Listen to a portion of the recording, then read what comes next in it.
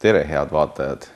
Täna räägime natukene kuulivestist ja nagu meil on juba kombeks olnud, teeme ka praktilisi katseid. Tõnul on käes siin üks ese, Tõnu räägib lähemalt. Jah, tervist ka minu poolt, esemeks on meil siis sõna otseses mõttes kuulivest. Kuulivesti see osa, mis siis on mõeldud kuulide kinnipüüdmiseks. Nüüd tema selline välimus tuleneb lihtsalt sellest, et tal ei ole seda pealmist osa praegusel hetkel siin küljes, mida tal siis nii-öelda kandmise ajal peal hoitakse, et teda siis erinevate välistingimuste eest kaitsta.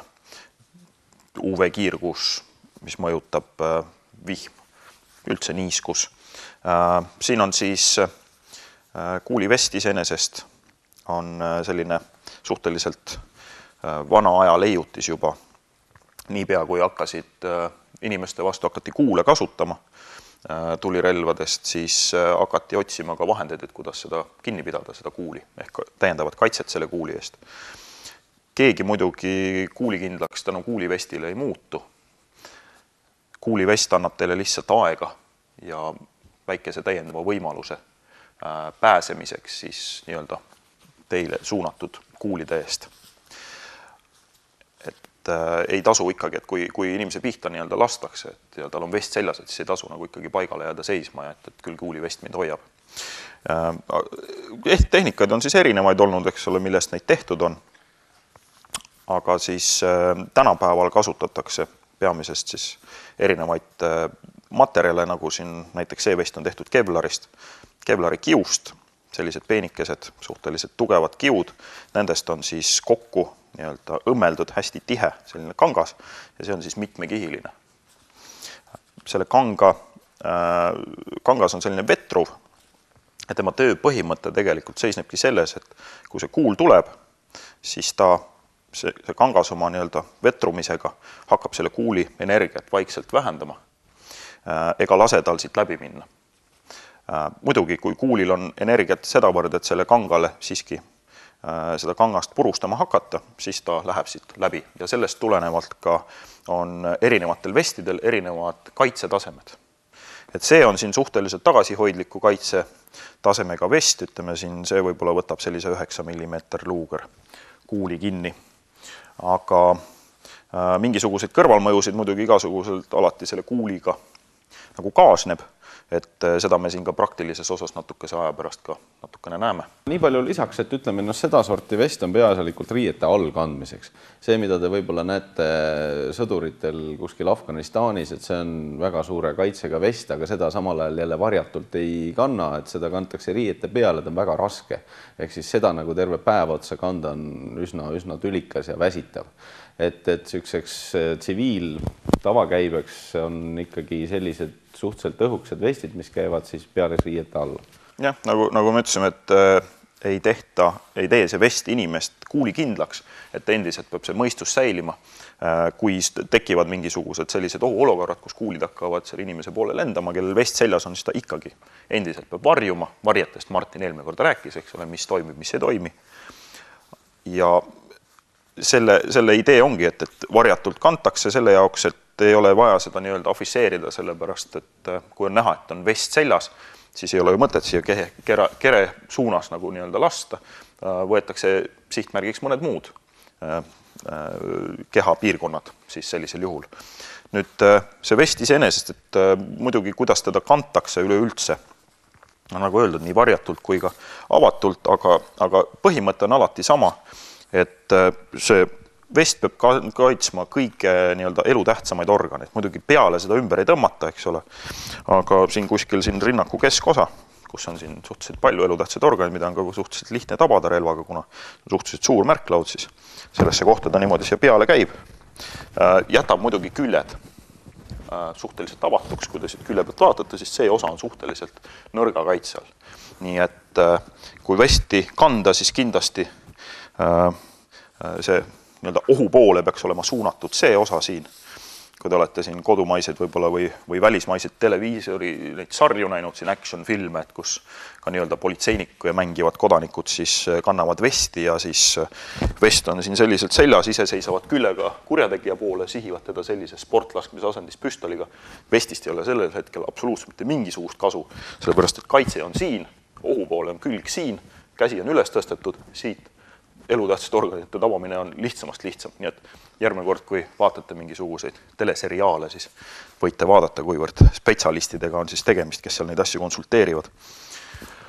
Aga jah, sooviksid sa lisada sellele? Lisaks seda, et ütleme, üks pilt räägib rohkem kui 1000 sõna, et hakkame praktilist osa proovima. Nüüd oleme siin praktilise poole peale siirdunud ja oleme selle samase vesti, mis oli siis püstoliklassi vest.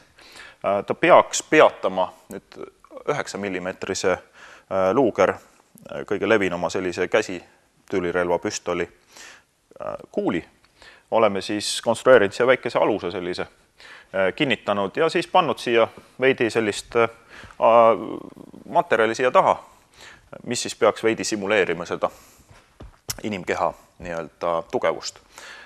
See materjal, mille peale see vest nüüd kinnitada, ta ei tohiks olla kindlasti väga tugev selles mõttes, et vest peab saama liikuda, kui kuul tuleb, siis ta deformeerib neid kiudusid siin ja tal peab olema minna kuhugile. Inimese keha on üldiselt pehme, ta annab järele, siit natuke deformeerub, eks ole. Kui te panete kõva pinna peale, täiesti jäiga pinna peale vesti, siis te lasete sellest vestist ükskõik millega läbi, sest need kiud ei saa teha oma tööd. Ja nüüd laseme siia sisse siis selle 9 mm luuger kuuli ja siis vaatame, kuidas see vest siis käitub. Siin on nüüd see lugu selle vestiga, et igal vestil on oma nii-öelda garantii säilivusaeg. Need kiud ei ole igavesed. Nad pidevalt, alates sellest, kui nad on valminud ja tehasest välja tulevad, nad hakkavad minema vanaks. Ja selle vesti parim enne on umbes 10 aastat tagasi möödunud juba. Et see on aeg, erinevad välised mõjutused, need UV-kiired, millest ma rääkisin, eks ole, et vaatame. Ega ma ise ka ei tea, mis siit tuleb, aga loodame, et ta selle 9 millise püstolikuuli kinni peab.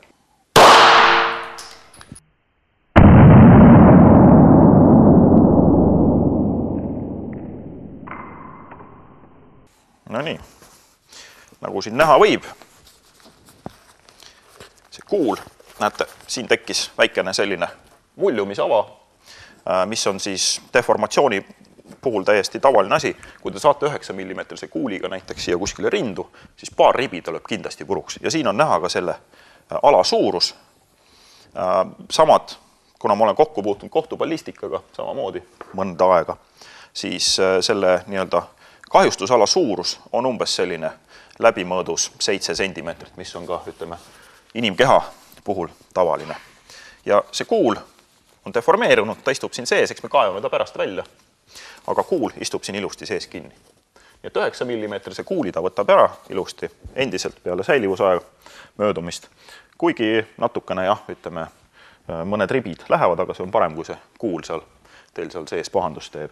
Ja siin te nägite ka ühte teist efekti, mida Hollywoodis tihtipeale väga ära kasutatakse ja ka siin kodumaistes sarjades jällegi teinekord. Kui kellegi pihta lastakse püstolist üks laeng, siis tabamise puhul inimene lendab kõrge kaarega, kas läbi klaaside parimal juhul või kõvemad mehed lendavad ka läbi uste ja seinte, võttes kaasa kõik mööbli endaga.